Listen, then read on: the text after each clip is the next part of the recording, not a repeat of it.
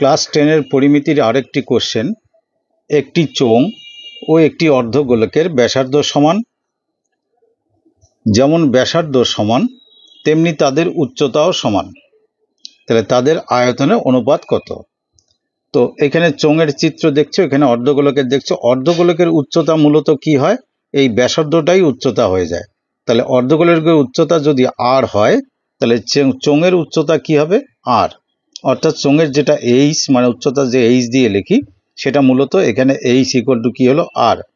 আর উভয়েরই ব্যাসার্ধ ধরলাম আর। তো সরাসরি এখানে লিখতে পারো তোমরা প্রশ্ন মতে এইচ ইকুয়াল টু আর। যেহেতু আমরা চিত্রে কোনটা আর কোনটা উচ্চতা আমরা লিখে দিয়েছি, তাই এইচ ইকুয়াল টু আর। অতএব তাদের আয়তন বলতে চোঙের আয়তন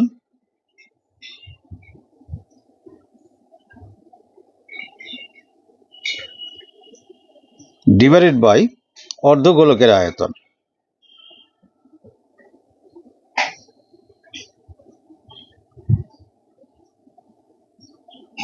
চোঙের আয়তনের ফর্মুলা কি? পাই আর স্কোয়ার এইচ। আর অর্ধগোলকের 2/3 পাই আর কিউব।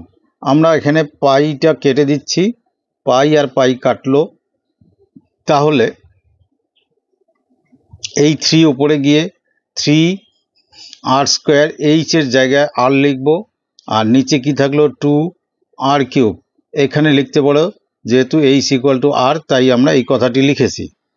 তার মানে 3 আর কিউব বাই থাকলো 2 আর কিউব, অর্থাৎ কি থাকবে?